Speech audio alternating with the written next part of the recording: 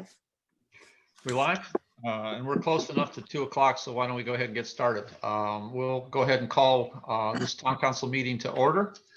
And we do have quite a bit on the agenda today. And there are items that some could go pretty quick, some might involve a little bit of discussion. So I'm not sure how long we will be here today. But let me start with the approval of minutes. The first, we've got the minutes of the special call town council meeting of June 29th. Do I have a motion to approve? So moved. Do I have a second? Second. All right. Any changes, comments? None. None? Anybody else? All right. Yep. All in favor? Aye. Aye. Okay. Second, we've got the minutes of the minutes of the town council meeting on July 7th. Do I have a motion to approve those? Moved. Second? Second. All right. And again, any changes, comments, edits? No changes. No, Mayor. No. All right. All in favor of approval? Aye. Aye. Okay.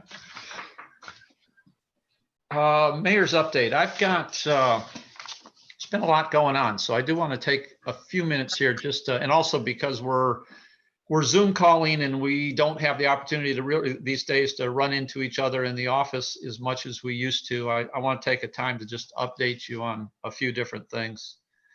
Obviously, I want to start with the tropical storm, and I think the cliche I've heard in the last morning has been we dodged a bullet, and we certainly did. I think that that the forecasters, never really thought this was going to be a major storm, but clearly, at least for Kiowa, it came in much weaker than what we expected. I've been out. We've had our teams out. Thankfully, as best we can tell, there was no damage to the island. There was no damage to the beach whatsoever. On the beach yesterday, both we and the umbrella concession had moved their stuff up slightly into the dunes, trying to get a little extra room from the storm surge. That actually turned out to be really unnecessary. So we had no beach erosion. The water never even got into the dunes. Some numbers I had from Jim Jordan. His numbers showed that the max wind on the island was only about 37 miles an hour. We came just short of 8 feet on our maximum tide. And actually, if you look at the tide gauge, you'll see that Sunday night was actually slightly higher. The high tide was actually slightly higher than Monday night during the storm. So everything went perfectly for us.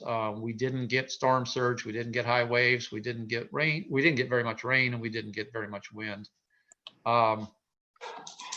I do want to always remind everybody, though, that even when the storm doesn't pan out to be much, the fact is that in the days prior, all of the people who were involved in planning go through all of the same amount of work. So whether we have a Cat 5 or whether we have a nothing, there's still a lot of effort and time and people who are putting work into this.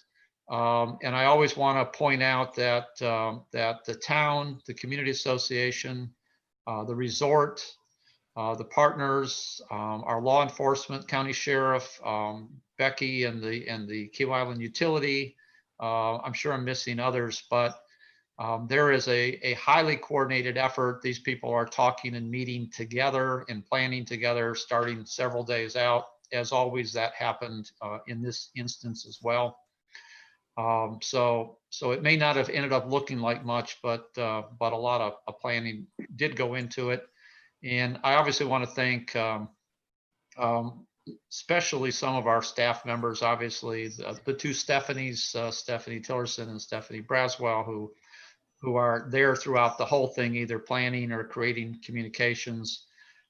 Brian, who was at the last hours out emptying trash on the beach and making sure that we had everything pinned down so we wouldn't have a mess.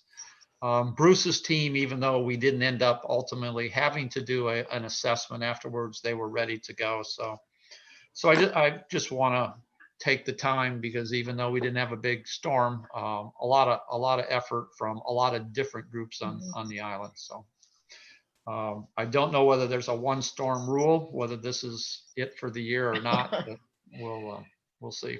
It would be nice. And I'm assuming none of you in your houses experienced or saw anything differently?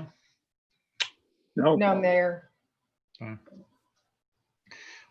Two other things. Last month at the town council meeting, you recall we had two things we had presentations and talked at length about. One was the bobcats and the use of rodenticides on the island, and the other was our discussion about sea level rise and adaptive management. Excuse me.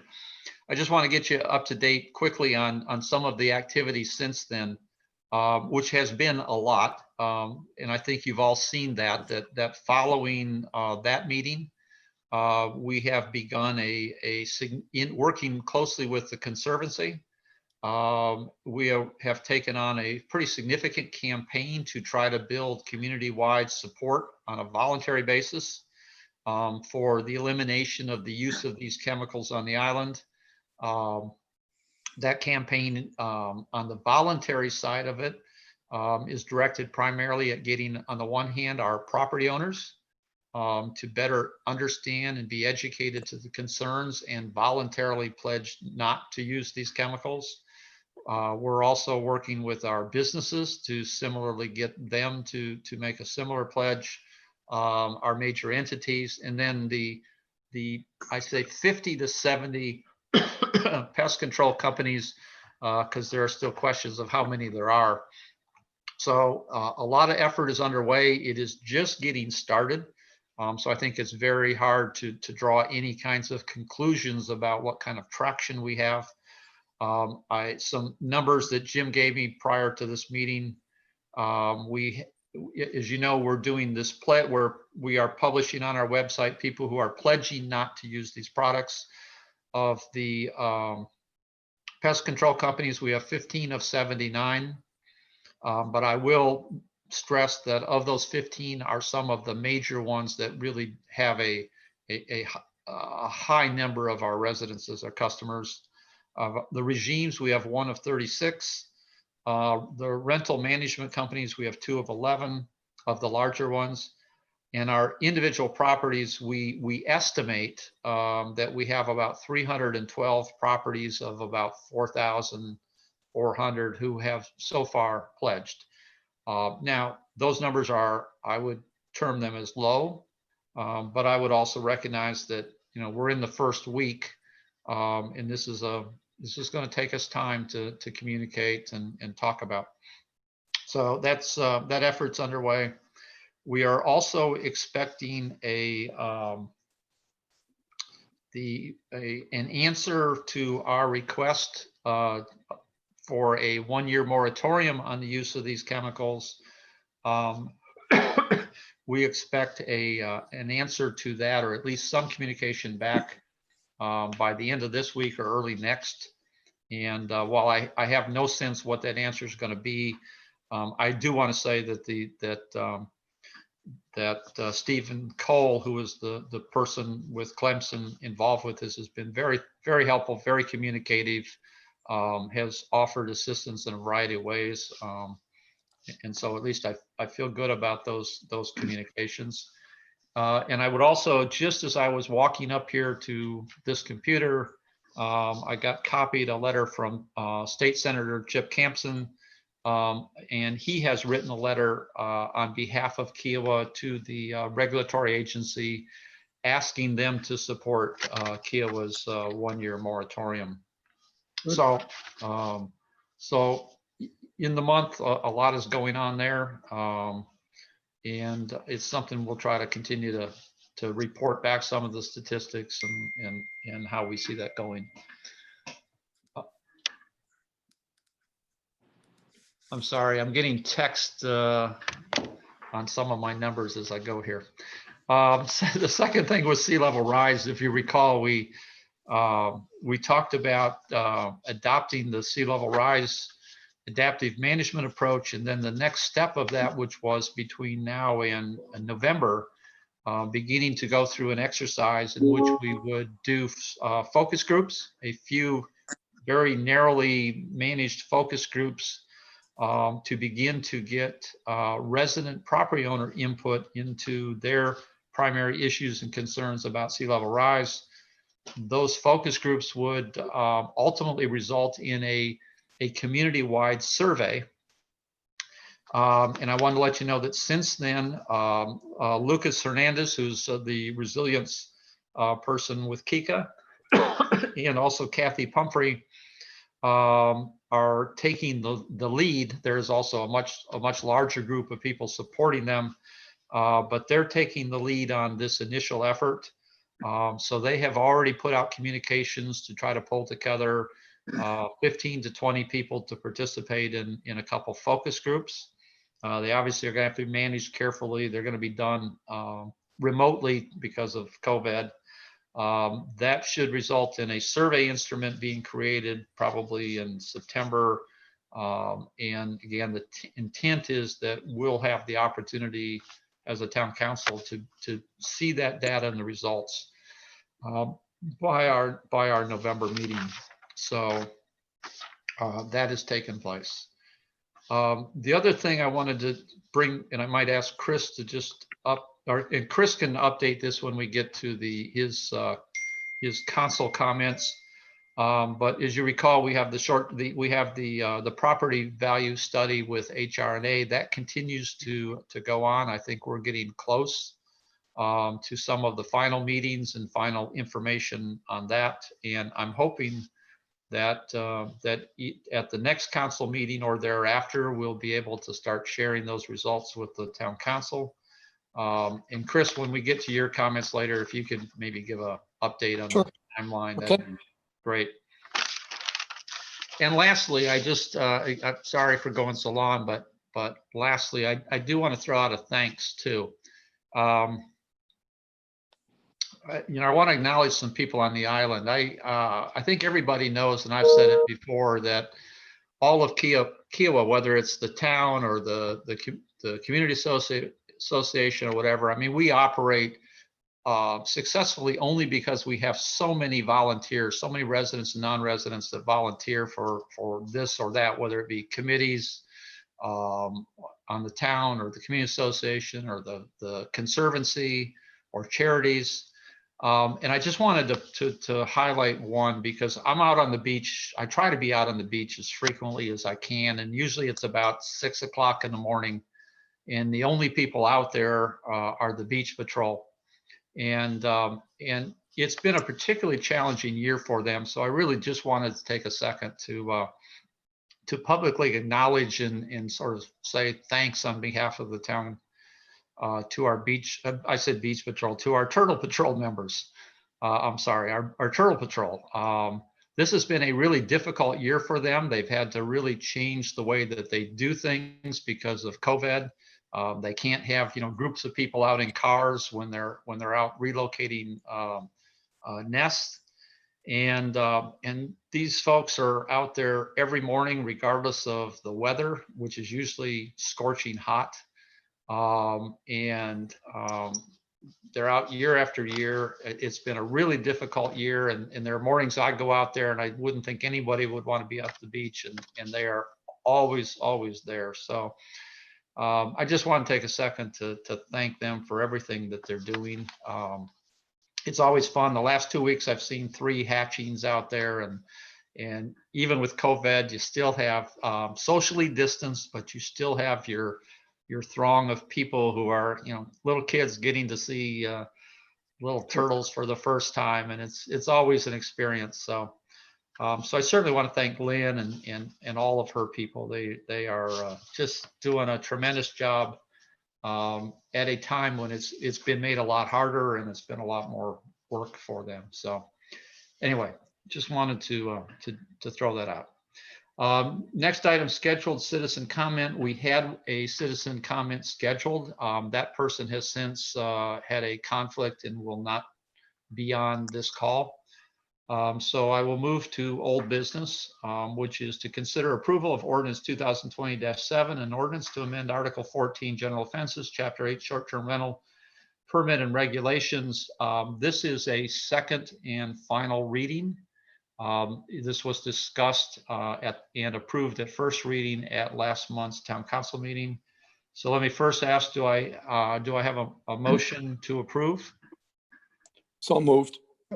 Do I have a second? Second. All right. There have been no changes made to this between the first and second reading. Stephanie, have we gotten any citizen comment or any discussion that's of substance that's come up since the first reading? No, not since the first reading. Okay. Any comment or discussion on this? No, All right. Mayor. All in favor of approval?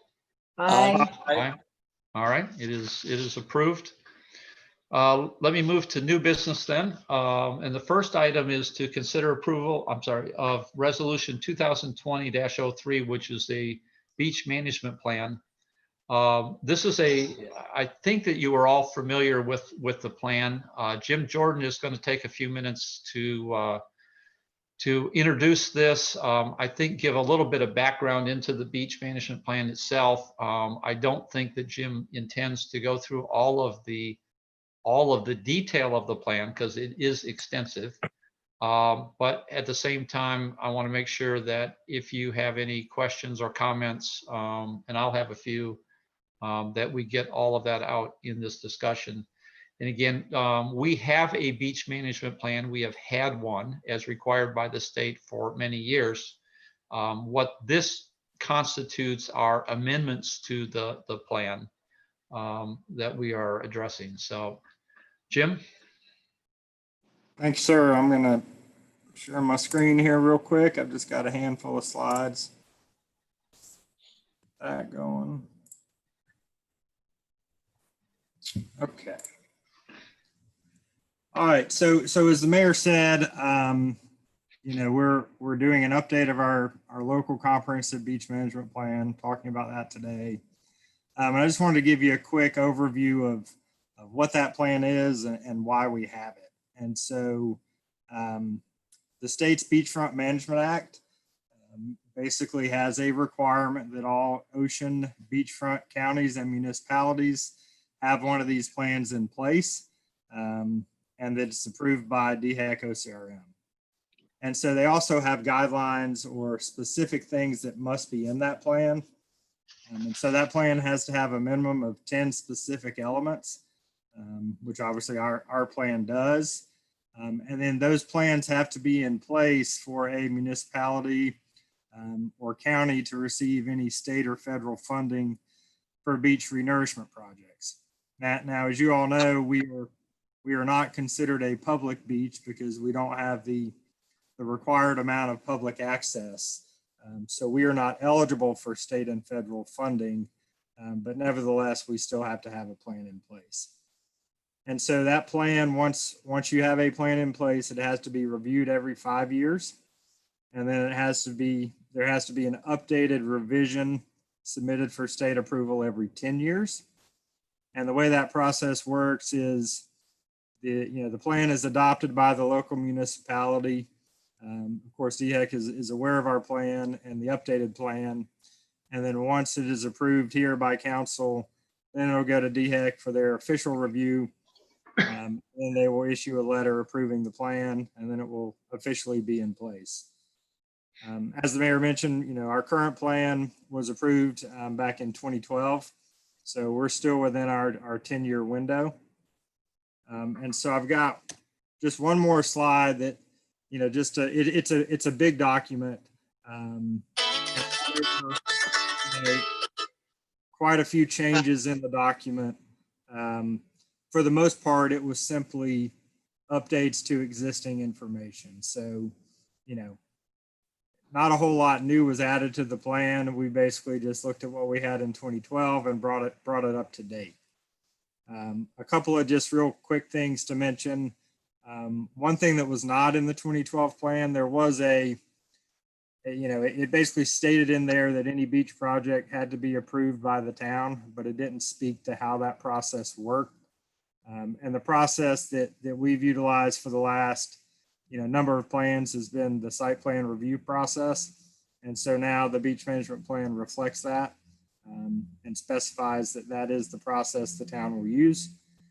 And then the last thing is, you know, and there's a lot of information in the appendix of this document, but one of the required elements that's in there is basically a mapping of all structures along the beachfront, including beach walkovers, houses, decks, and that sort of thing. And then basically figuring out, you know, how many are over the setback line, how many are close. And so I've just got a few numbers that I pulled out on that. So the number of beach walkovers increased from 165 to 177.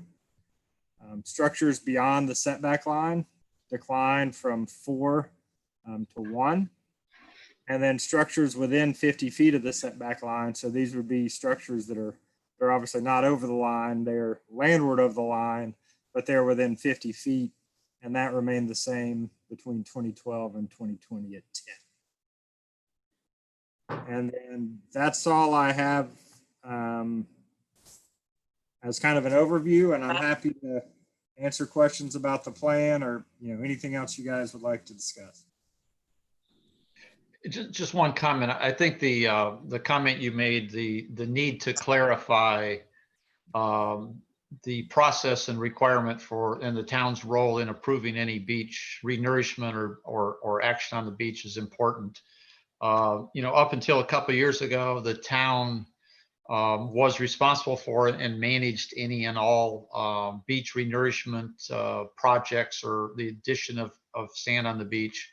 I think in the last couple of years, we've had a couple situations where other entities have had either the desire and the resources to be able to start wanting to do some of their own beach renourishment activity. And there's been some issues and I think some lack of clarity about how that process works and what our role should be in that. So I hope, Jim, this resolves some of that.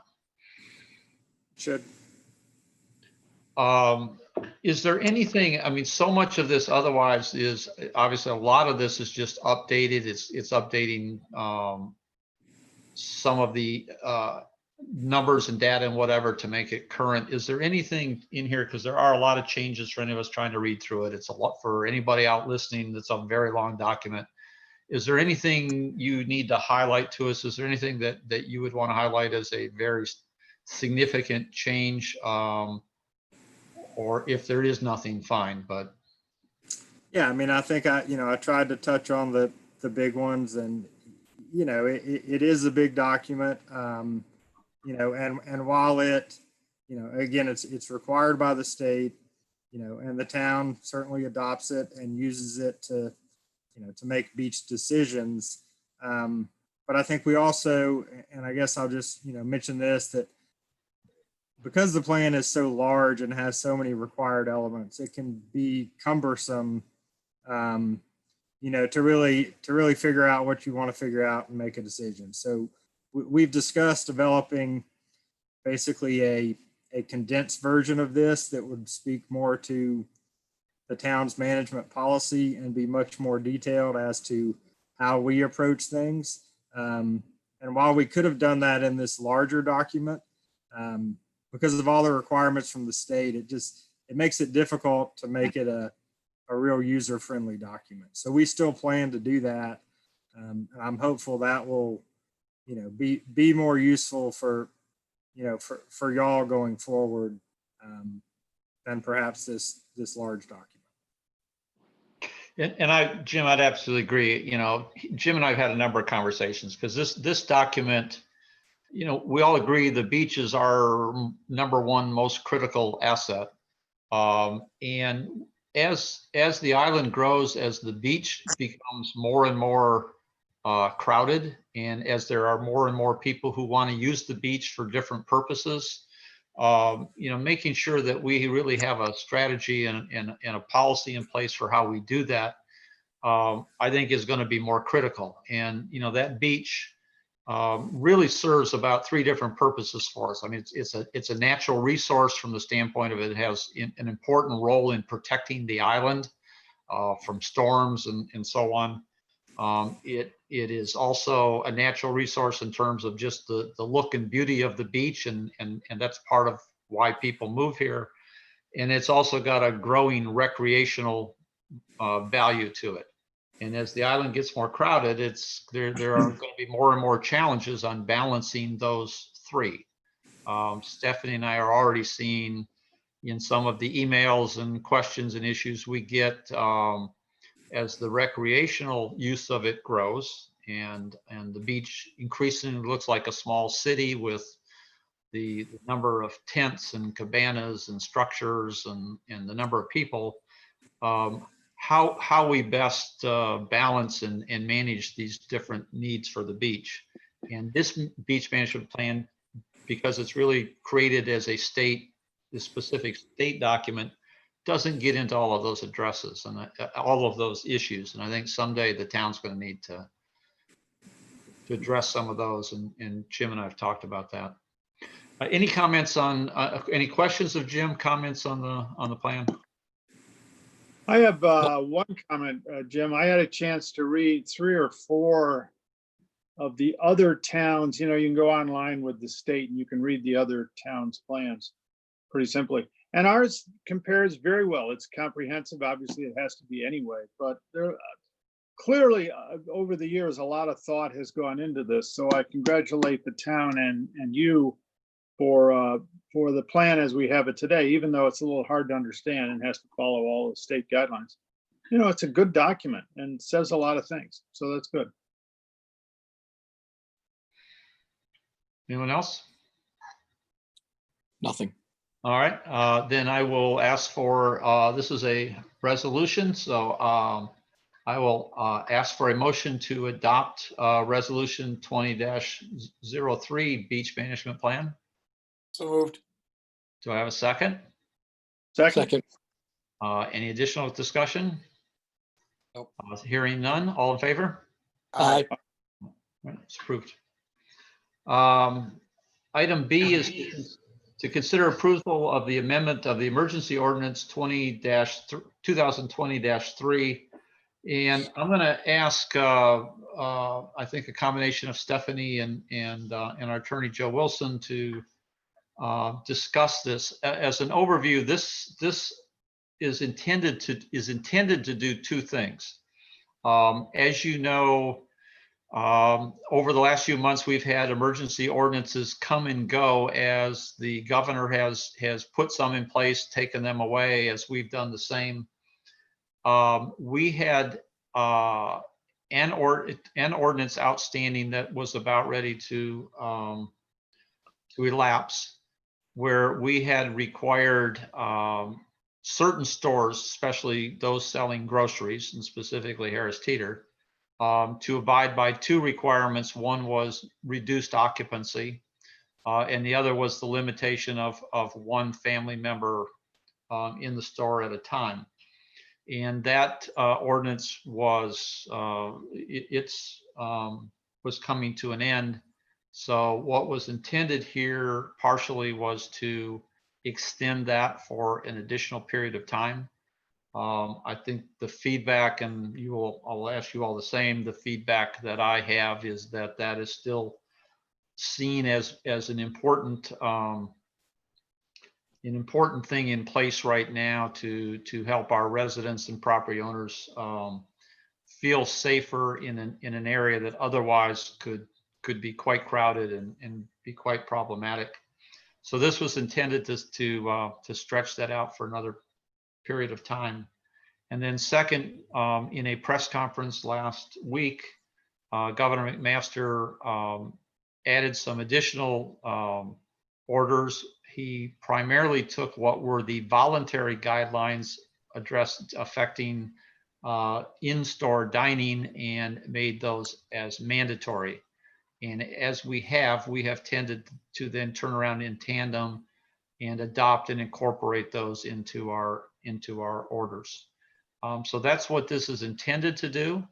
There are a couple little issues here with it, particularly one with respect to the size of the allowable financial penalty. So I'll turn it over to either Stephanie or Joe, whoever wants to sort of lead us through this. Go ahead. You want me to go ahead? Okay. So as Craig said, I think the biggest change here is we are adding the governor language that models the governor's executive order, which we got the press release on Friday. We got the actual order last night. But it puts all kinds of restrictions on restaurants. These restrictions were in place as guidelines until this order was issued. The governor has now made these mandatory. So we are this is helpful in making sure that anyone coming to look at our ordinances are aware of what the governor's done and that we've adopted what the governor has done. And then we've also, because of some legal issues that have arisen, we've changed the civil fine in our ordinance to a criminal fine. We've extended the order till August 27th, because as Craig said, it was about to expire. There are a couple of things. This, as of necessity, this amended order was drafted back on Friday when we only had the press release about the governor's order. So there are a couple of amendments we're going to have to make. And one is the reference in our ordinance to the governor's order just says the emergency order described in Governor McMaster's July 29 press release. We now have the order, so those references should be changed to Governor McMaster's emergency order number 2020-50. And then the other amendment, as Craig mentioned, is I'm going to suggest that we reduce the penalty from $500 to $100, which is the penalty that's been adopted in the governor's new executive order. So that's, from my point of view, what's going on. Joe or Stephanie, in order for us to put this into play for discussion and then handle the suggested amendments, do I need to go ahead and ask for a motion in a second on the order that is the ordinance as written in front of them, and then we can go from there? Yes. All right. So could I ask for a motion to approve the amendment of emergency ordinance 2020-3? So moved. I have a second. Second. All right. Now I will ask for any well, before we ask for discussion, Joe, do we need to then ask for a motion to amend or can you put into place the two changes that you suggested? Sure. I'll just, while we go ahead, I'll make a motion that the amendment be amended to number 1, change the language describing Governor McMaster's emergency order to Governor McMaster's emergency order number 2020-50. And also to change the fine from $500 to $100. So that's a motion to amend the amendment. Okay, do I have a second to that motion to Second. amend the amendment? I second. All right. All in favor?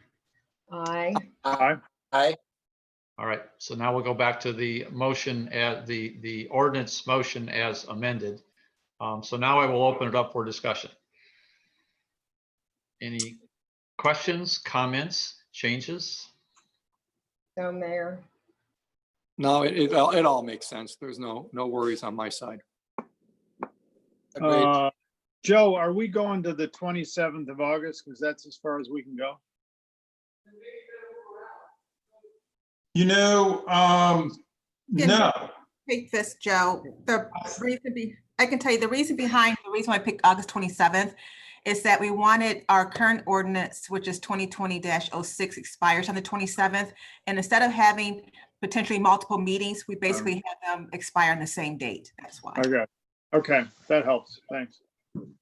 And frankly, I think some of this is our eternal optimism that at some point we're going to hit that point where none of this is going to be necessary. I'm not sure if it's that date, but but having said that, I'm comfortable because of the amount of things that are changing and how fast things could change. I think it's good that we have to periodically come back and reassess whether we think these things make sense and don't make sense.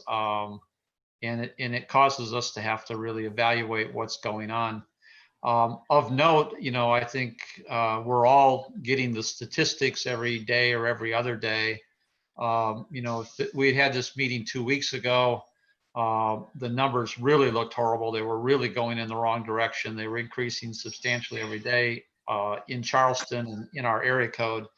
If you've noticed, that has started to go down. At least it appears on the numbers that we're getting. And I also, from a different source, have gotten some insight into area code 29455 that suggests that Keogh and Seabrook are not at the moment large contributors to those positive case numbers. The other side of that, of course, is that none of the employees on this island and none of the visitors on this island ever get reported in those numbers. So we have no idea what's going on there. All right, so we have a motion and a second. We have no additional comments. So I will bring the question to order. All in favor? Aye. Aye. Okay. All right. Next item of business, C, is to consider approval of the Charleston Area Transportation Authority proposed 2021 fiscal budget. Since you were all here last year, you know that this is an annual responsibility that we have, since the town is in fact a member of and also participates on the board of CARTA. Stephanie, officially that's my role, but Stephanie is my official permanent representative on the CARTA board. And so each year we along with the other municipalities that make up CARTA are asked to consider and approve their budget. You have it in front of you. Andrea, I notice that you are at least your name is on the board here, so I don't know if you have any comments that you want to make, and or just if there are any questions. Let me ask, does anybody have any questions about this budget whatsoever? No. Okay, Stephanie, No, Mayor. you as our representative on the CARTA board, any comments, any insights? No, Andrea's on the line if you guys have any questions, but I think in light of this year, similar to us when we went through our budget process, you'll see in terms of some of the revenues and the expenditures, the revenues, I think, are being very conservative. Mid-year, the board of directors, we approved this budget at our June meeting. And as a requirement, they have to go around to various jurisdictions as part of the CARTA, bylaws to get approval. And so mid-year, probably October, November, or maybe November, December timeframe, we will relook at the budget. They may make some adjustments to the budget based on the revenues and expenditures that come in. But I have nothing else to add. Andrea, do you have anything else? I do not know. As you'll note, there were some additional expenses related to COVID-19. We did install partitions in every single one of our buses and added some hand sanitizer stations and have distributed masks as required to ride the vehicles. So that's just a hopefully one-time expense that we won't have to incur again. But if there's any questions, I'm happy to answer them. And that's been a critical issue for CARTA because, as you can imagine, there are particularly in Charleston, North Charleston. There are so many people who rely, they don't necessarily have the option of saying, okay, I'm not comfortable being on mass transit. I'm going to drive my car. This is their only form of transportation. So it's critical to them that CARTA has been able to handle the COVID issues. Okay, with that, then I would ask for a motion to approve the recommended CARTA 2021 fiscal year budget. I so move. Second, Second. all in favor? Aye. All right.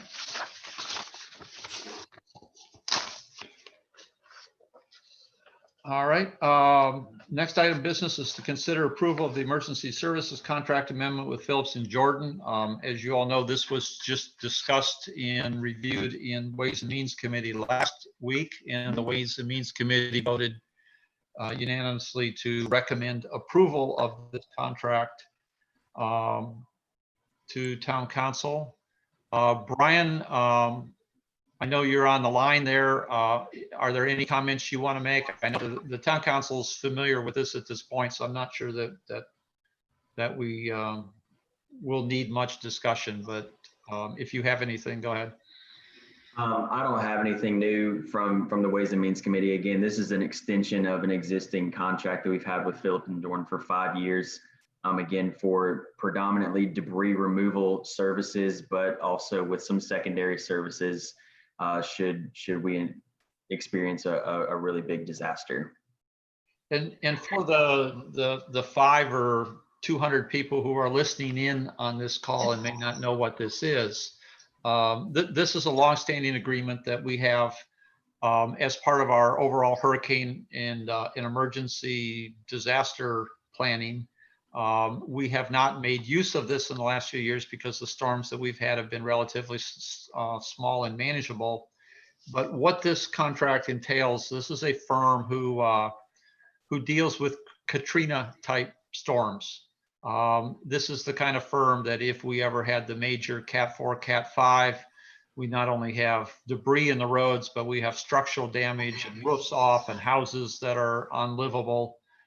This is the firm that has the resources to be able to come in and help with the recovery of a storm of that event. They also additionally have the ability to provide some additional concerns that we would have, for example, if we ever lost the use of the Key Island Bridge. So it's a standby contract. We sign it so that if we need it, they're there. And thank God we have not at this point had one of that magnitude. Okay, so I will ask for a motion to approve. So moved. Second, Second. any other discussion? No. All in favor? Aye. Aye. Okay. All right, next item is a discussion item. This is not a proposal at this point. I think Chris is gonna start off the discussion, and then Stephanie Braswell, I believe, is going to follow up. But what we're interested in here is introducing a concept to the rest of the council members that relates to our use of state accommodation tax funds that we receive for promoting tourism activities on the island. And it is the desire is to introduce the concept and eventually get some direction forward as to whether this is something that we would like to see the staff go to the next step and start doing some additional work around. So Chris, I'll start with you. Have been one of the drivers and behind this thought. So why don't you go ahead? Okay.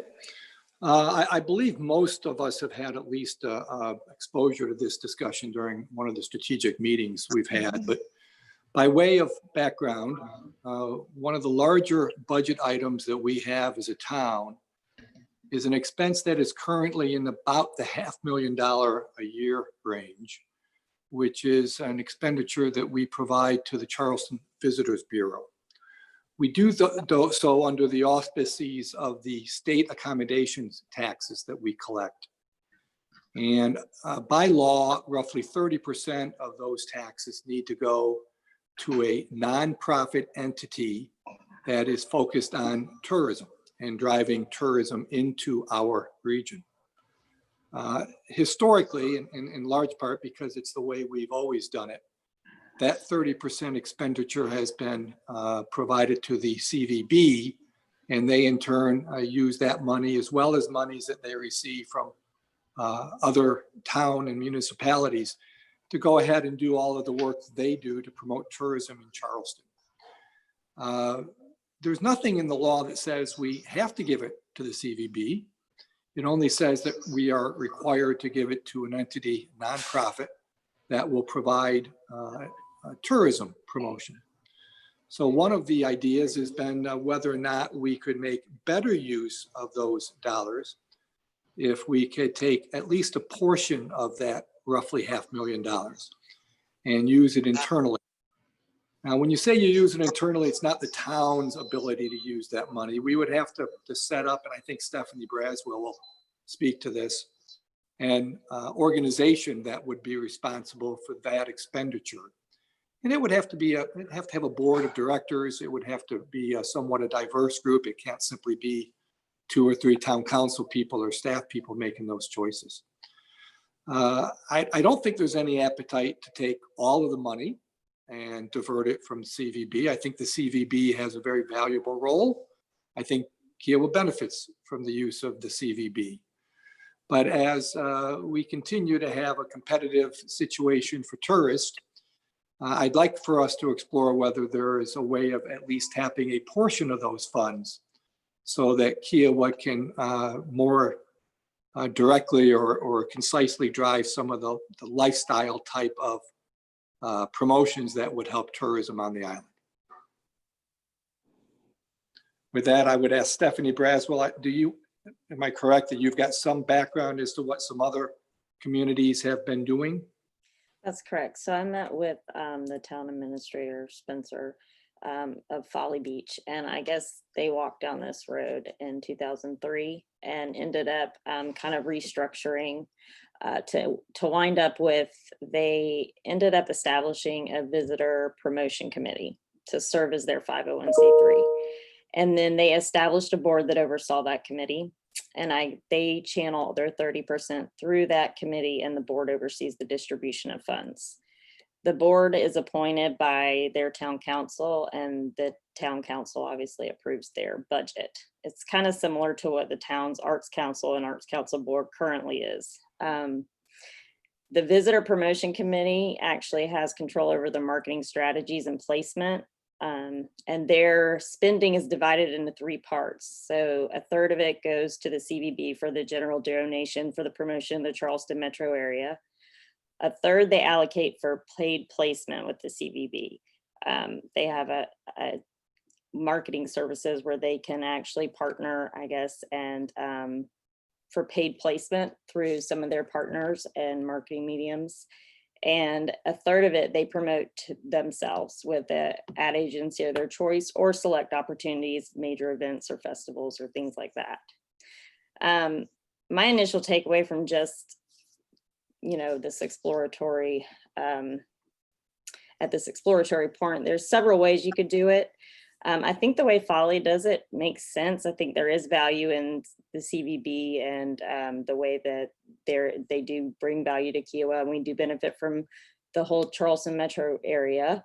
And I think that possibly if we were going to want to use some of the funds for us, partnering with them to, because they have established relationships with agencies and strong matrix for measuring effectiveness, I think that would make sense at least to explore. Or you could take that portion that is not allocated to the CVB and, establish your own relationship with an ad agency or go from there. I think if council would like to move forward with this in the future, it's probably most beneficial to comprise whatever committee or group with some of the marketing and communications and PR people on the island from all the entities to kind of work together.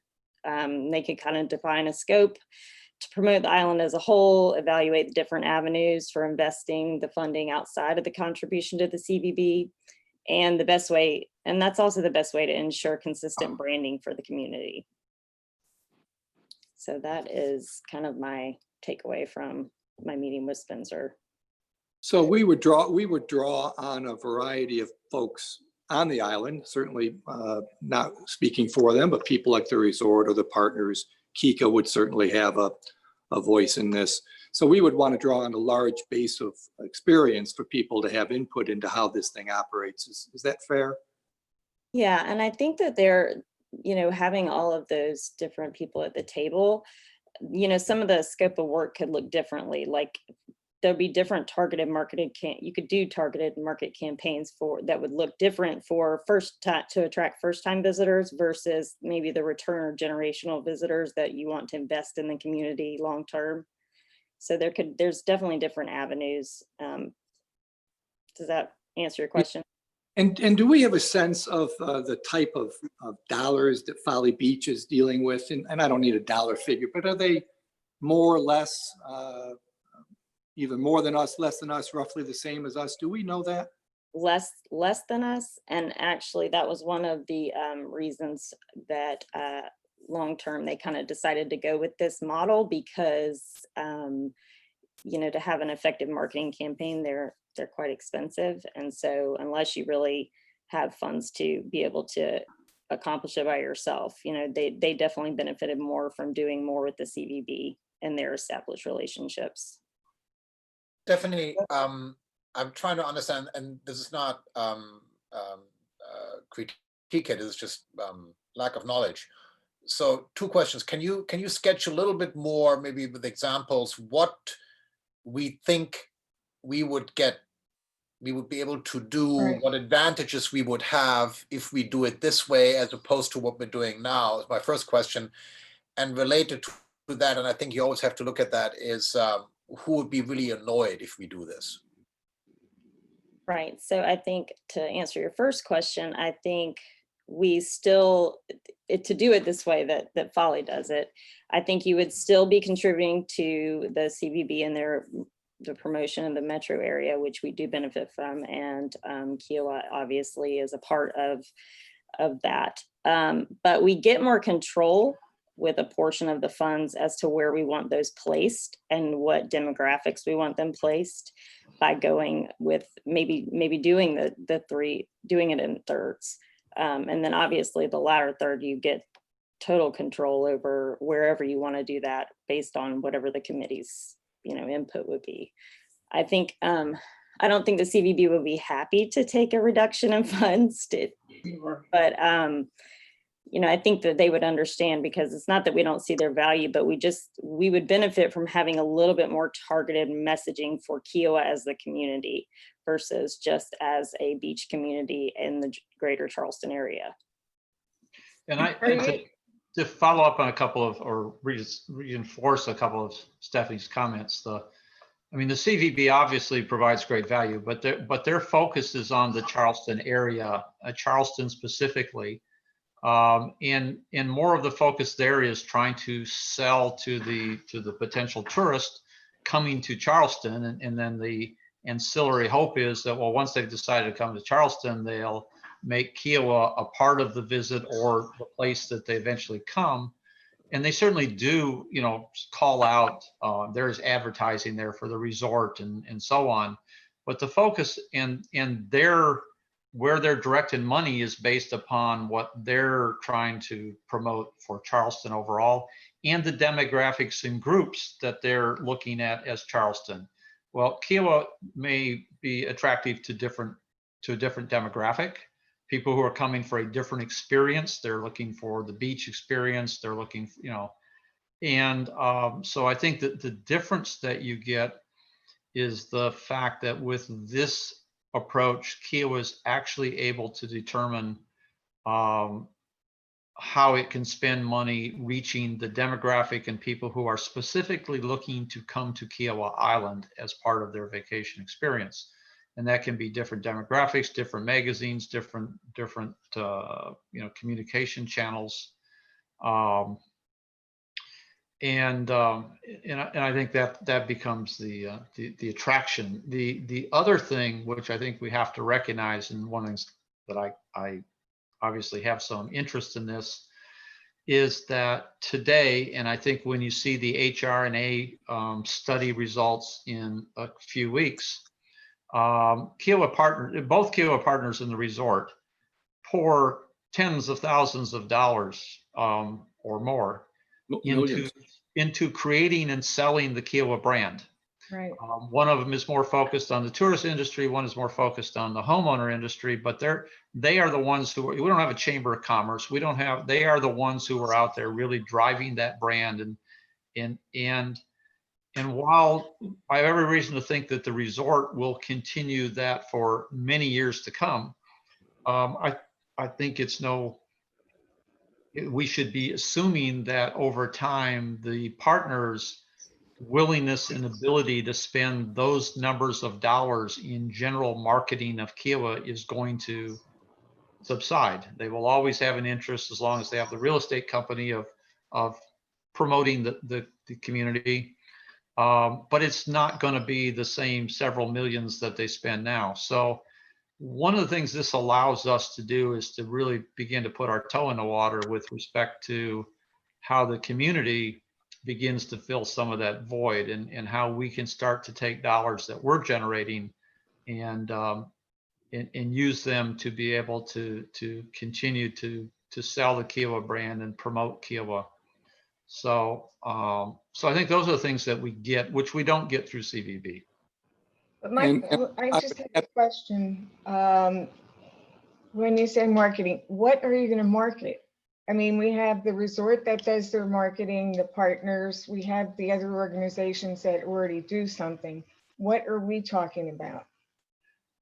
We remember the resort is a part of the tourism experience. You have I recognize that. Yeah, you have fresh fields, you have all the other businesses that are here, you have the short-term rental part of the business, and you have the spillover of that to a large extent the tourism marketing does in fact play a role in terms of marketing of the community when it comes to actual property sales. Where one can argue there's a flow over effect here, that as we're selling the community for tourism, that's either how people are finding the island to eventually become homeowners, or some of that they see the tourism advertising and that flows over and they say, oh, well, this might be a place I'd like to go see and look at to live on. So what are we doing? What are we marketing?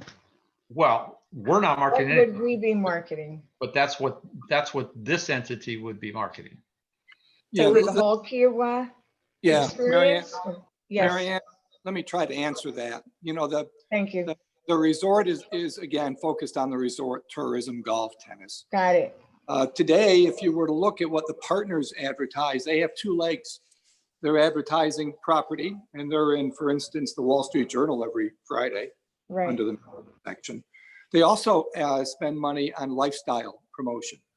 And that's what would be more likely to tend to drift away with time. So for instance, about 3 weeks ago, there was an article in the Wall Street Journal that specifically mentioned Kiowa Island. And the partners would tell you, I don't think this is a secret, that doesn't just happen. That takes connections, it takes relationships. And so that's the type of thing you'd like to promote. So as they move away, eventually, and reduce that type of spending, this would give us an opportunity to at least plug at least some of that hole. This topic has been percolating for a couple of years. And what you'll see when we show the HRNA study later this month, they recognize it as one of their top issues. That's what I was going to ask. They see that at some point, Kiowa's got to take control of Kiowa. Because the benefactors that we've had, and we've got some wonderful benefactors between the partners and the resort, at some point, at least one of those entities is likely to reduce their financial commitment because their needs are going to change. I was going to say, is this report going to support this kind of effort? The information you get. Okay, thank you. And I just have a question. It's more of a detail, but What is paid placement, Stephanie? So specifically to what I was talking about with the CVB is obviously we just give them a donation of sorts to use as they see fit to do the whole metro area. Paid placement would be, we would work with them and we would to look at all the different options that they have with relationships with agencies and different regions and demographics to actually pay for placement and advertising and promotion in some of the mediums. And that's what Folly did, Folly you were talking about. Is that's what they do? Mhm. Yeah. Okay, thank you. Let me add one more comment, really to the other council members. And I know I've been a broken record for years, and I always look at this, how would I want to spend this if this were my money? So if I had $500,000, I would suggest that you go onto the CVB website and look at the CVB website. It's a wonderful website. It's very well done. But ask yourself if you think you're getting $500,000 of value. I don't think you can just use that as your measure though, Chris. It's not the only measure, Mary Ann, It isn't. except I think there's better In ways to fairness. spend money today than what we're getting.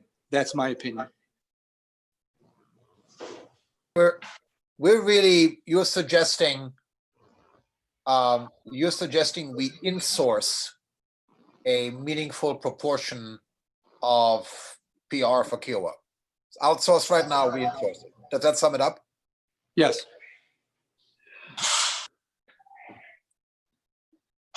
And I think what we're suggesting, so let me step back to the beginning of this conversation. What we're not asking for right now is an approval to go out and establish this organization.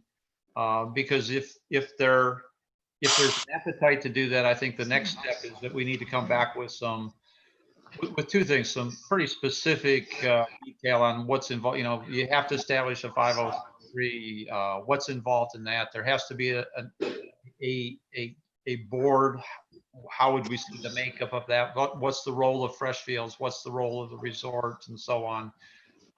The next step would be bringing you something to begin to look at that level of detail. And so we're not looking for any thumbs up or thumbs down on whether we want to establish this, but rather, is this something that we think we would be justified and benefit from taking the next step? And would the council in fact want to see, let's say we're in August, let's say in October, a more specific outline of what this might look like and what it might involve from an operating standpoint? I think, Craig, to answer that question specifically, I think it's a good idea to look at it. There's no doubt in my mind that the specific targets that if I were trying to manage, let's call it Greater Charleston promotions, I would go after certain groups. There's no doubt in my mind that we would be interested in some of those groups, but not very interested in other of those groups. And if we can focus our attention on the groups that are much more interested in coming to Kiowa for different reasons, that's worth a look. So I think this is worth some exploration. And I think Charleston does a hell of a job in promoting itself. My head is off to them more than most communities by far, but we're a little different. So let's look at it. Yeah, I agree. I don't see the downside of looking at it. And just off the top of my head, not having thought about this much before, I really, other than potentially duplicating cost and such like, I don't really see the downside, and I see a lot of upside in having our funds available, part of our funds available for a much more targeted message, not just, as Dan says, targeted to different demographic groups possibly, but also with a much more targeted Kiowa message. Because, you know, Charleston is one attraction for people who come to Kiowa, but by no means the only one. And for some people, it's not that relevant at all because they want to be on the beach. Right. Yeah, I think it's a nice added benefit to coming to Kiowa. But for some people, they never go to Charleston. Hmm. They're, you know, some of them live here actually and never go to Charleston. Some are vacationing here, and Charleston's just the place where the airplane lands. So, Well, Mary I Ann? think that the way I feel is I like the idea of having part of it come here and be your responsibility, because that way we could actually see, is this much better than what the CDC does? Are we getting more value from this than we would from the CDC? So I think it's worth looking at. And Okay. as long as we're, you know, because I know that the resort has their own, partners have their own, you know, they all have their own. And I don't see a need to duplicate that. Right, and this is not in, you know, That's all I'm intended to saying. duplicate. And remember, we're not talking about monies that would not otherwise be spent. What we're talking about are monies, whether it's $500,000 or $600,000, which we collect and that we are required to spend. So the issue here is simply where's the best and most efficient way to spend it.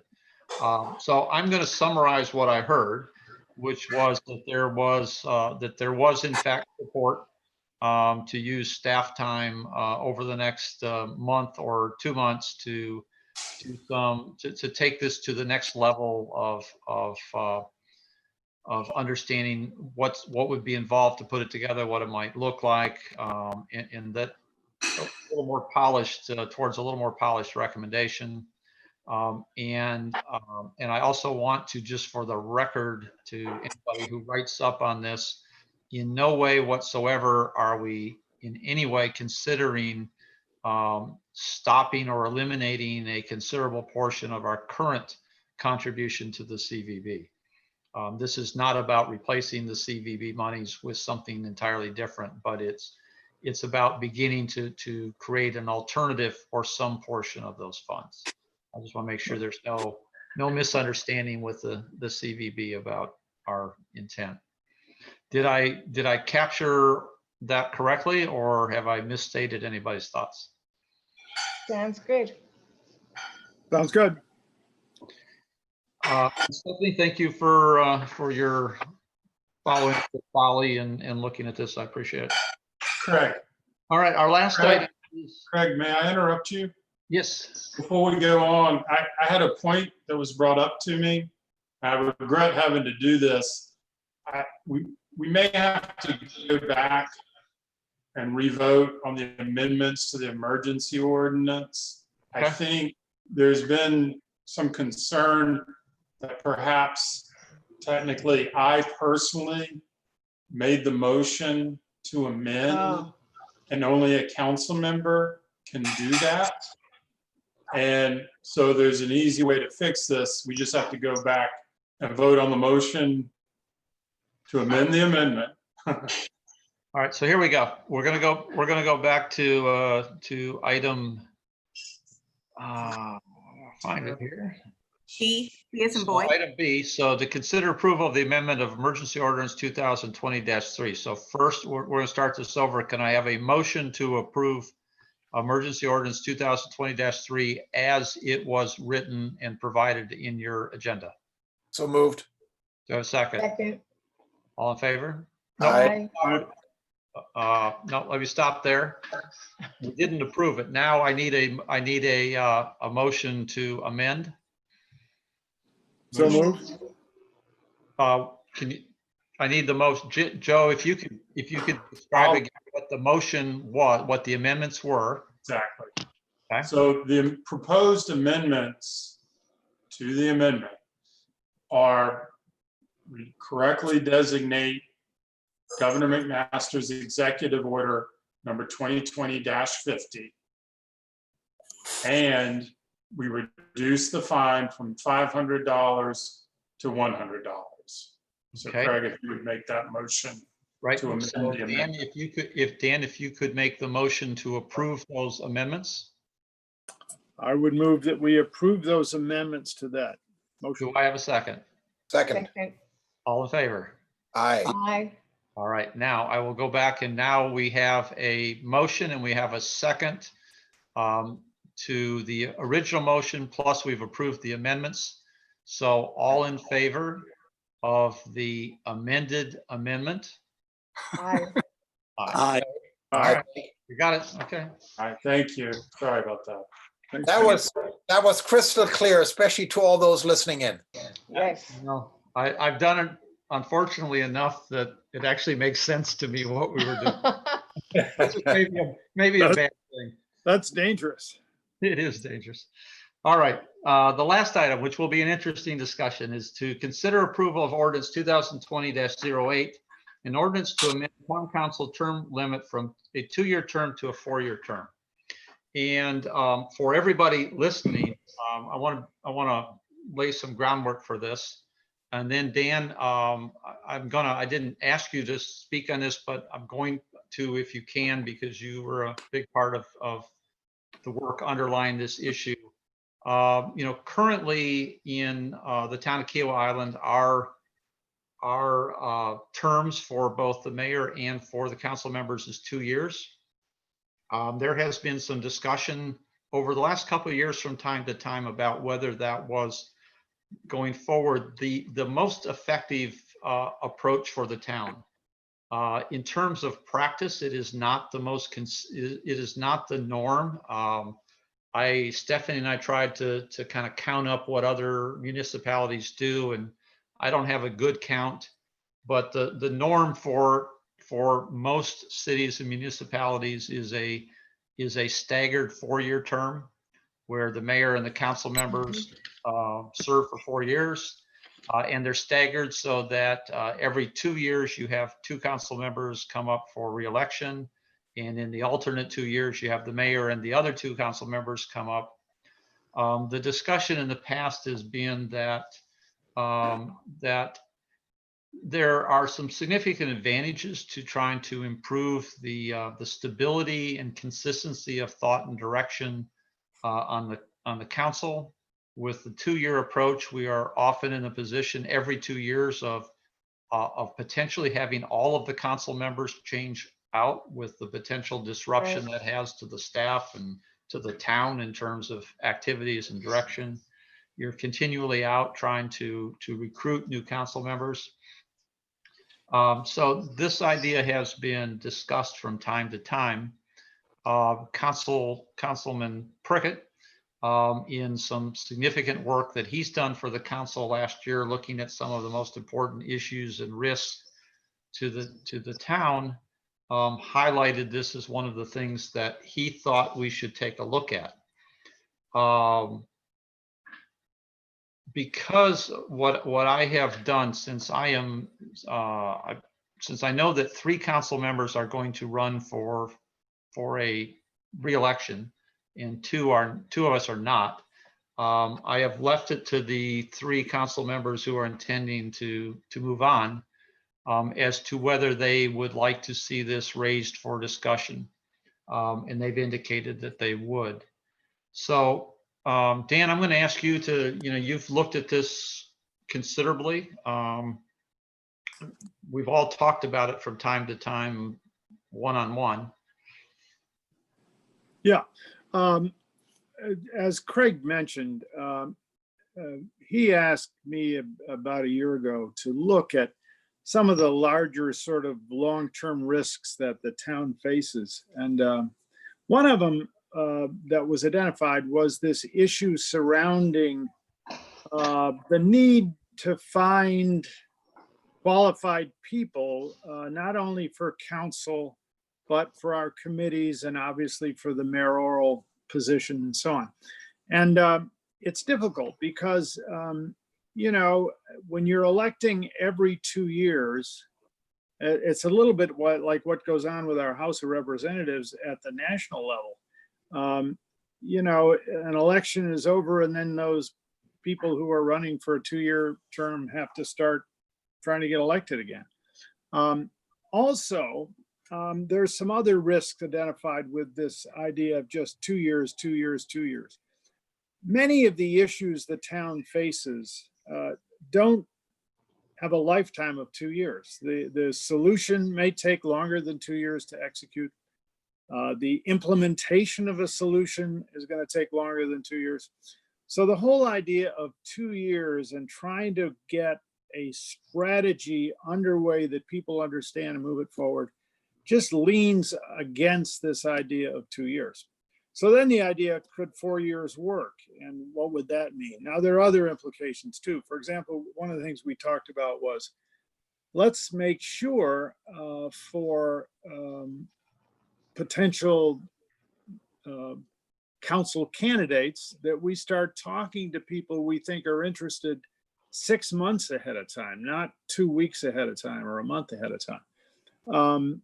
Just to make sure we're finding the most qualified people. We don't have a large population to draw from because such a small percentage of our population here are actual residents and therefore eligible for council. So while it looks like we would have lots of people that are qualified, actually the proportion is smaller than you would think, just because the size of the town is smaller. So the bottom line is, since our issues often go longer than 2 years, and we do want, Craig mentions a very important thing, this city town would be at great risk if every 2 years or even once in a while, the entire council, including the mayor, turns over. Think of the impact on the staff who, all of a sudden have 5 new leaders, none of which have served before, none of which are familiar. We're putting our senior staff and junior staff at risk. There's no continuity. So having people serve staggered 4-year terms, I think, is a way to begin to strategically address it, and one that certainly I think our voters would understand.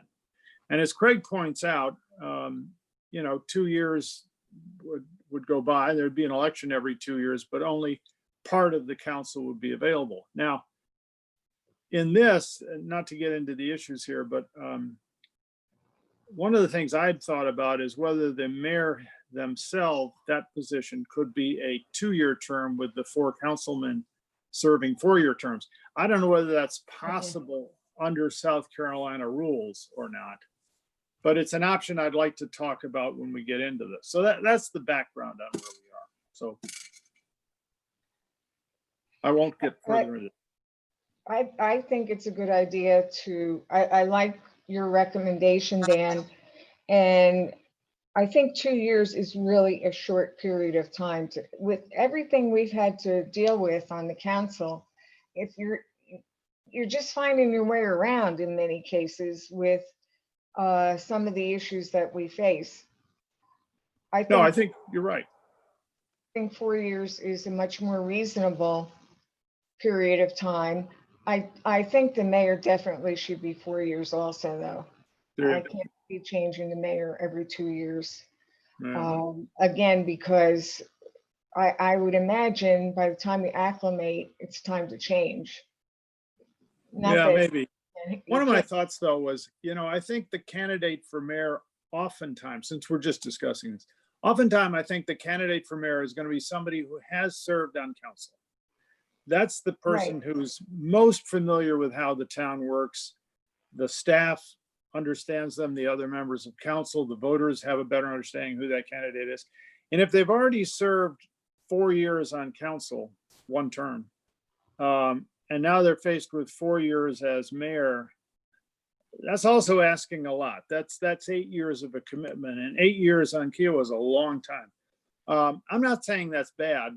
I just sort of am a little bit enthralled with the idea of a 2-year mayor. The answer would be also, every then election, you're actually electing 3 members of council every time, which means the majority of council would in effect turn over, which makes it an important election to the voters every time. I'd be interested in what others think about a 2-year mayor. Can I just ask if that's legally, before we discuss it, is that possible, Joe? Could the mayor have a different term from the council members? Yes. Joe? I was on mute. I'd want to double check on that, but I believe so. I think so too. I think, I mean, the main requirement in the state laws is that we do any changes by ordinance, but they're pretty flexible in terms of that. I guess if you give me a minute, I can give you a more definite answer. Why don't you take a look at it? Only because I think it's a very interesting concept. If you would research it, and I'll talk for a minute about it. Yeah. That means that every election, every 2 years, the mayor is up for election, and the 2 council members who have finished their 4-year terms are up for election. So the voters are going to be very interested in what goes on at that election, because a majority of council is being elected, including the most important member of council, that's the mayor. I also think that if somebody has served 4 years and sometimes maybe 8 years on council, that's the best candidate for mayor because of their experience. And, you know, asking them to look at 4 years versus a 2-year term as mayor is asking a lot. I like the idea maybe of 4 years for everybody and 2 years for the mayor. It also gives the town a chance to always be examining the job of the mayor and up for election every 2 years. Anyway, my thoughts. Whether it's legal or not, I just don't know. Other, Can I just Other ask comments? another aside question that has to do with the charter?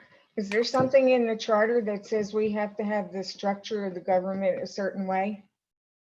The state requires some of it. No, well, I'm just asking about our charter.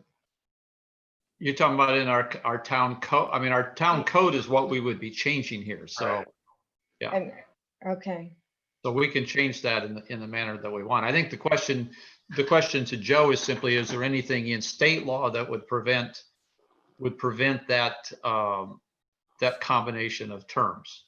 the only Wait, is reason the- I'm even asking this question is because I had thought about changing the public safety terms. And I think I was told it was in the charter and I'd have to do something with the charter to do that. Well, it's in the town's municipal code, but the municipal code can be changed. I mean, the town council can change the municipal code. Okay. Just wondering. And again, a couple of things to throw out here. One, if this is something that you all feel strongly about wanting to do, one of the things that I think the way that I would suggest it be approached is if there is no, well, first of all, obviously, if there is not sufficient appetite to do this, that you think it would ultimately be approved on second reading, then we probably should not go forward. But because it requires 2 readings, what you have the opportunity to do here is to go ahead and approve it on first reading, recognizing that because we then have to have a second reading, and during that reading we can make changes. One of the things we've not had the opportunity to do here is to really get any kind of meaningful public input, and especially because we have an election coming up, and people have to start indicating whether they want to run the beginning of September. It would give you an opportunity over the next month to get input and to determine whether this was likely to at least impact the next election neutrally, or at least not, shoot ourselves in the foot and end up losing some good candidates because they didn't have time, because we made this change so late into the year. So I think it would be a good way to handle this is to go ahead and consider it and potentially approve it on first reading, but with the full recognition that the next month would be used for us all to try to ensure that we get some good feedback on what its impact is going to be in terms of attracting candidates. Also, we haven't talked about it, but there are a couple different approaches to making the transition, which we need to talk about. So we need to recognize that you always have the ability over the next month to ultimately say, good idea, but let's not do it now. So. Okay, that helps. So it would be better, Craig, if I were to read between the lines on your recommendation here is let's consider something with the idea that we'll get some input and think about it between now and next reading. We can make changes to the bond. And people necessarily shouldn't consider this a done deal at all, because maybe we do want to make a few changes. Yes. Okay. That would be a way to do it. Hey, Joe, if you hear anything, if you're back there, ring in if you come up with an answer for us. Well, I'm going to say, I'll just tell you what the statute, excuse me, says the mayor and councilmen of each municipality shall be elected for terms of 2 or 4 years. So, you know, probably okay to be different, but I can see someone arguing when it says the mayor and councilman together, someone might argue that they have to have the same term. I can tell you, I looked at there's no cases on this. There's several attorney general opinions. No, that issue is not raised in any of them. I would have remembered. So it's just a bare interpretation of the statute. I hesitate because I think the statute probably allows it, but I hesitate because I've never seen it before. Yeah. Okay, fair enough. And certainly we all have time over the next month, if you approve it on first reading, to weigh in. And I mean, that issue can change. I mean, I have to say, you know, from having been in that role, I think that one of the things I think there would be a strong argument for having the mayor be the 4 years along with everyone else.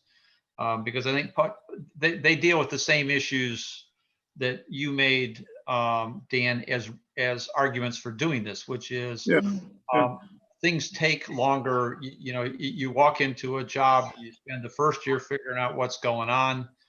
Even if you've been on town council, Right. some of the responsibilities of mayor are very different.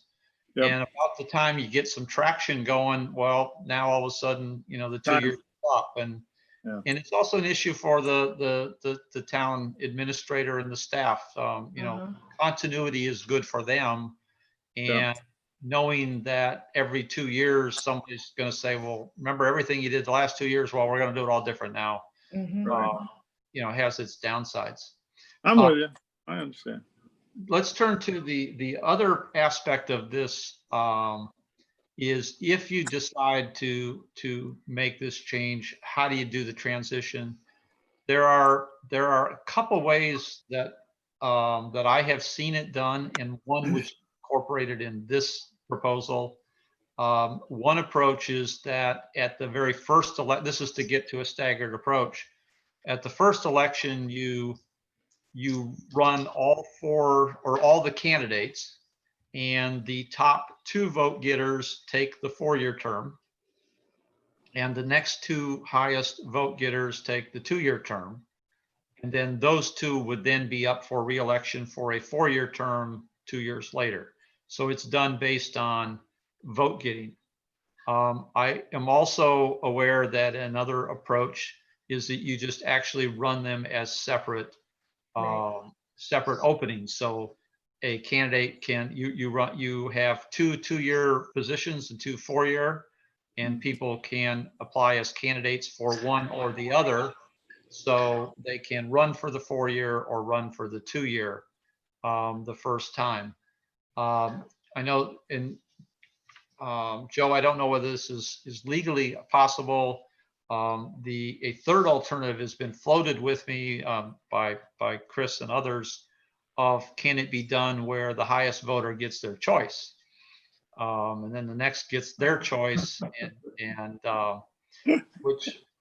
which in essence rewards the highest vote getter for the ability to decide what they want to do, it could also get some interesting elections where people say, well, I want you to vote for me, but not everybody. I don't know how that works, but what is incorporated in here is the approach in which the highest two vote getters take the 4-year term on the presumption that if they were the people that the citizens most supported to be in the role, then it would make sense for them to take and be in that role the longest. But if both ways are feasible. Well, and can I chime in on this? Just, the first way, I assumed it was 2 separate elections, one with candidates running for 4 years, one with candidates running for 2 years. I actually floated this to our listserv and discussed it with MASC. And as it turns out, the more common approach is the one that's I've put in here, where everyone runs in the same general election and the 2 highest vote getters get the 4-year terms. So that's just what's more commonly used in South Carolina, at least. Could I ask a question of Dan? Dan, when you were doing this, did you look at any possibility of having 3-year terms for everyone, but staggered times? No, that's not possible. Why is Yeah. that? Because that's the state statute only allows 2 or 4-year terms. All right, well, let's say they're all 4-year then. But you'd have staggered times. They have to be staggered. 4-year terms do. What do you mean by staggered? So that's what we're doing here, Mary Ann. So initially, let's take December. So this December, you would have, eventually what you're going to have is all the council members are in 4-year terms. Right. But they're offsetting so that every 2 years, 2 of them come up. Oh, okay, I get it. I was thinking we'd that's what- still have 2-year terms. I get it, no Yeah. problem. All right, so before I ask for this to be brought to a motion, I really want to get all the discussion out first. Any other discussion, comments? Well, I would just say that I'd be interested in your opinion and Chris's opinion, since you've been here the longest, and also you have opinions on it. You know. I will opine, but I'll let Chris opine first if he wishes. Well, I think it's the right move. I think if you were setting the town up today as a new Right. entity, this is how you would do it. So to me, Okay. it makes perfect sense to do it this way. The 4-year term for the mayor, I think makes more sense, although I think the argument for the 2-year term for the mayor is interesting, but I'd probably come down on the 4-year term side of things. Okay, thank you, Chris. And Chris used some of the same words I would use. I think we all would reach the opinion that if we were starting the town from scratch today, had no history, and said, well, how do we want to do this? The 4-year terms staggered would make the most sense, and I don't even think we would be debating it. I think the issue is simply because we're not there, how do you make that transition? And also, are we comfortable in a community such as ours that the potential for committing to 4 years will become an obstacle to getting good people? We know the numbers say that at the end of the day, most people end up doing 4 years. We have other things here. Kika's are 3 years. The fire commission's 4 years. I mean, we know that we successfully have other places where people do in fact, commit to longer terms. From my view, what I think the only issue is just what's the right timing, the best timing to do it. I think a good way to handle it would be to approve it on first reading. Use the next month to ask a lot of questions and get a good sense of what the impact would be on our ability to make sure we have a good slate of candidates for December. And if we think that personally, if I thought that was going to be not negatively impacted, then I would probably go ahead and make and vote for the change. If it appeared that we were shooting ourselves in the foot purely because of timing, then I would probably at that point suggest that it be not approved on second reading or just deferred and just held out in abeyance until some future time when the stars aligned better. I think long-term, you would like to be in this approach some years down the road. Yeah, I agree with Dan's recommendation. Okay, what I would ask is because Chris and I have both indicated that we're not involved would not be impacted by this going forward. What I would ask is the next step was we would need a motion and a second to put this to a vote. And what I would want is that motion and second to come from, if it's going to come from either Mary Ann Klaus or Dan. Okay. Well, I'd like, go ahead. Go ahead, Dan. I would enjoy making the motion. So let me move that resolution 2020-03. Oops, maybe I'm on the wrong one. 2020-08. 08. Be adopted as presented. All right. I'll second it. All right. And I will take it to a vote. All in favor? Aye. Was there any opposed? No, Mayor. Okay. All right. And again, for the record, for listeners or for anybody who might be writing this up in any publication, again, I want to make very clear, this requires 2 readings. So I wouldn't want it to be understood that the town has adopted this approach.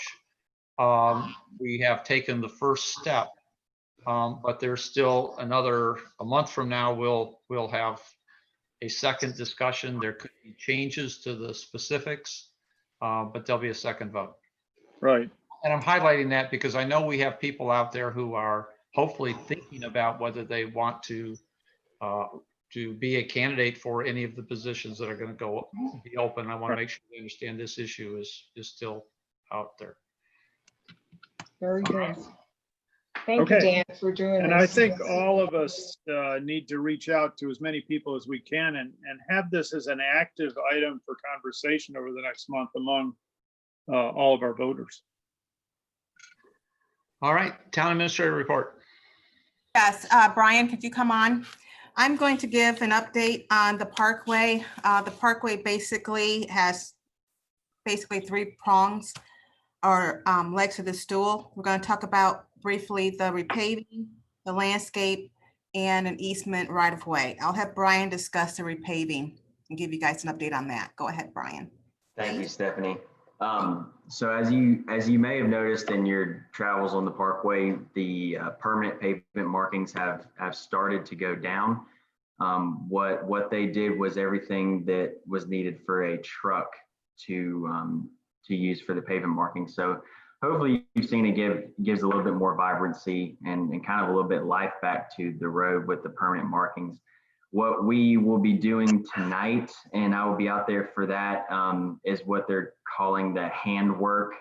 So that's going to be the turn arrows, the diagonals or the chevrons and the medians, and the triangle skip markings around the roundabout, those types of things. Also to include, they did tell me that they had a stencil that they could use on the bike path to put the word stop in front of the intersections. Mary Ann, that's kind of directed mostly at you. I know you've been inquiring about that. So we should be able to get the word stop on the bike path in front of those intersections.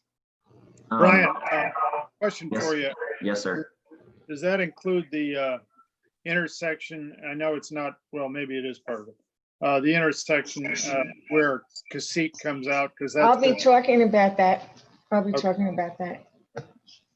Yes, so maybe a short answer would be yes, that we intend to have the word stop painted at every intersection on the bike path along the parkway. Great. Again, they'll be out there tonight, and hopefully we'll be able to finish tonight. It looks like we've got some clear weather that won't impact the laying down of those markings. And this is going to be really kind of the final touches to the big picture of the road will be these pavement markings, with the exception of a couple areas that are in kind of in conversation with the Public Works Committee and the mayor. There's might be a couple areas that we just need to dress up that shouldn't be a really huge issue, but we're talking about specifically the area of the bike path along the field to behind Fresh Fields, and a little bit of the work that's done in the right turn lane. But the overall big picture project should be wrapped up hopefully tonight, if they can get all the hand working done for the pavement markings. So if there's anything relating to that, I'm happy to answer any of those questions if you have any. Striping looks great. The Okay. yellow it stands out. I think so too. All right, thank you, Brian. And so I'm just going to update you all on the landscape piece. So I just received today the contract from Artigues, and I have forwarded that on to Joe just to review a second time. Based on their schedule, the actual owner was out sick for about 4 weeks, so that's what delayed some of the progress of the work. But also they couldn't get started anyways until after we were done with all the work on the parkway. So based on their new schedule, they're projected to start the week of September 28th and end by December 23rd. Even though you have not seen any work go on at the parkway, once council approved their contract, they worked with their greenery to grow the plantings that's required in our landscape plan. So some work has been going on in the background, in the backdrop. So once we get the contract signed, I did ask if there's a reason why they can't start to the 28th. And I asked if the 28th through December was just going to be installation, but before then, I wonder if they're going to be doing some work in terms of prepping and irrigation lines. So I'm confirming that now. So we may see some activity going on with regards to the landscape project, but just not see any plantings go on the ground until the week of the 28th. But wanted to let you know about that. Any questions on the landscape piece before I move on? Nope. Okay, what I want to just briefly also update you all on is I'm going to share my screen. We are working with Oliver Creek, which is the resort, but their parent company is Oliver Creek out of Virginia. In our MOU that we had with them with regards to the turn lane, we put in there an agreement that if the town so desired, that we would want to basically get right of way behind the new bike path, because as you can see, from the drawings here that I'm going to potentially show you, is that here we go. Is that it is our new bike path backs right up to the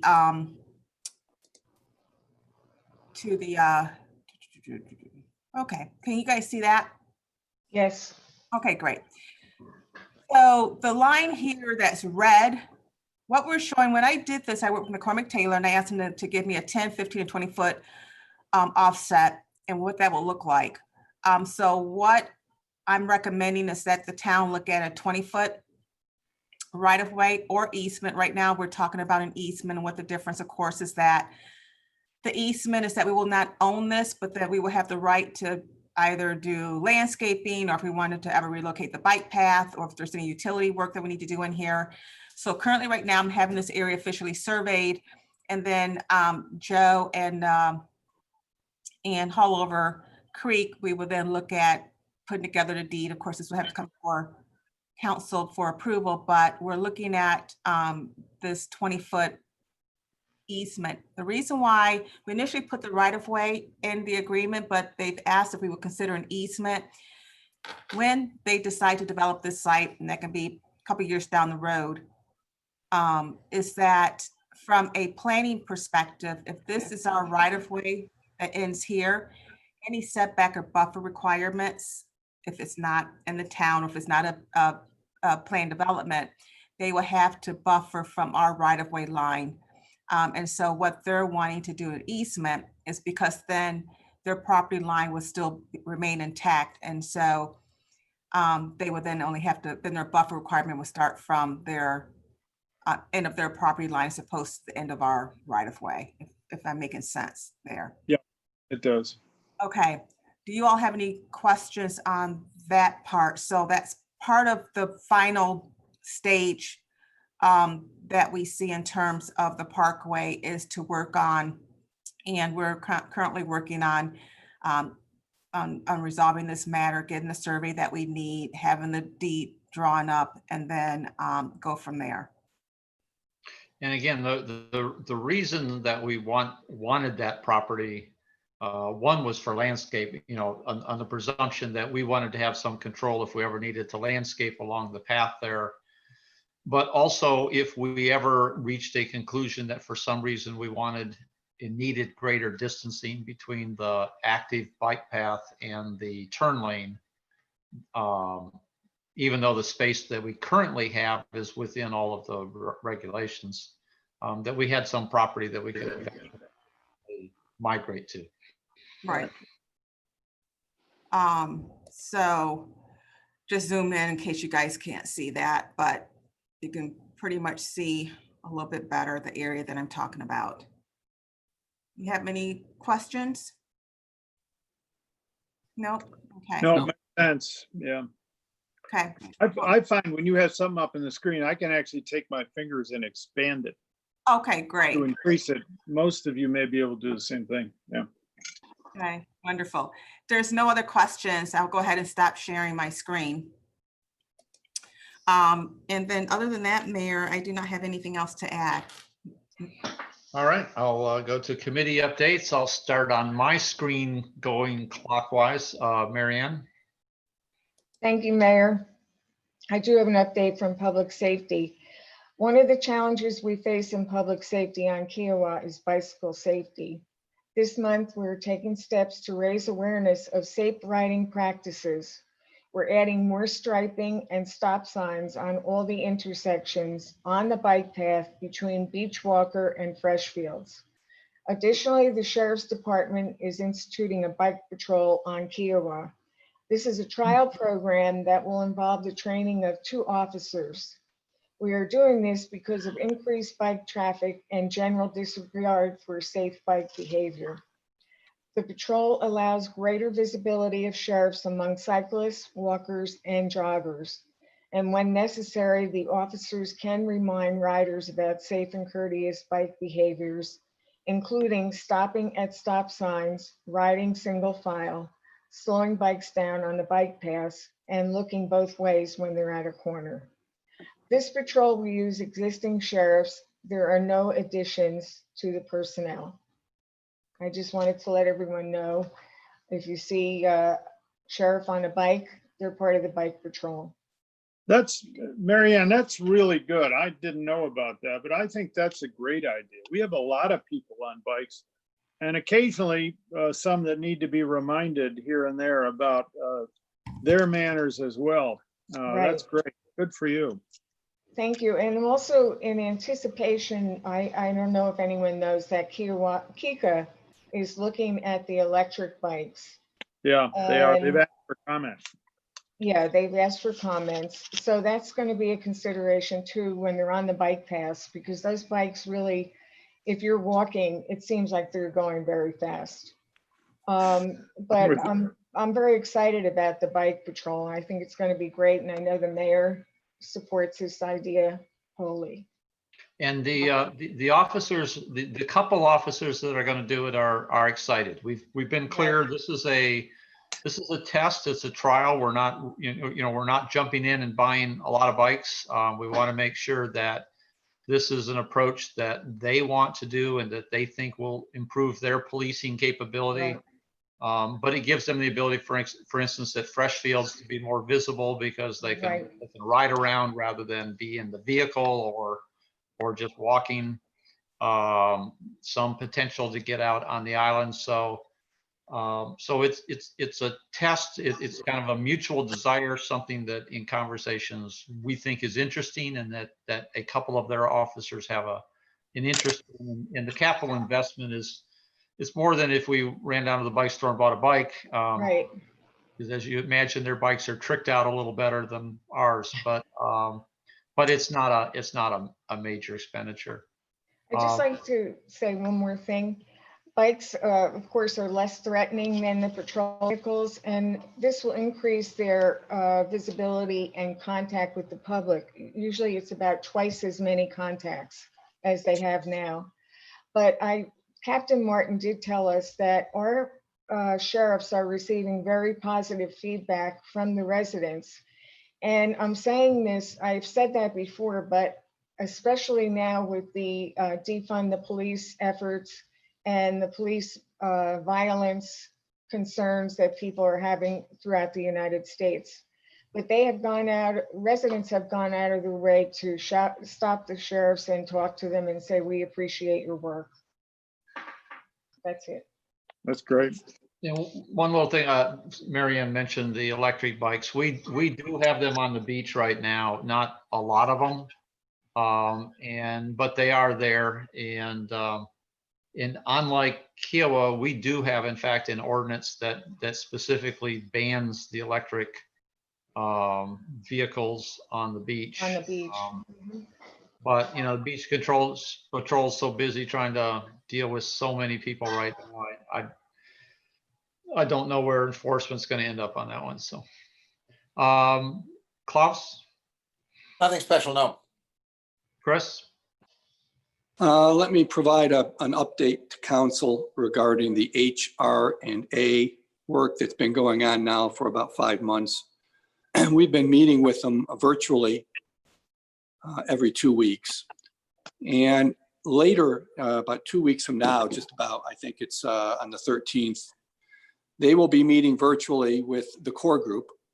The core group is made up of folks from Kika, the partners, and the resort, as well as the town, to share with that group their preliminary findings. Each of those entities have provided a great deal of data and information, background in real time. The HR&A all have been very helpful in HR&A collecting a voluminous amount of data. And their job has been to collect it, to sort it through, to make sense of it. And they've done an excellent job on that.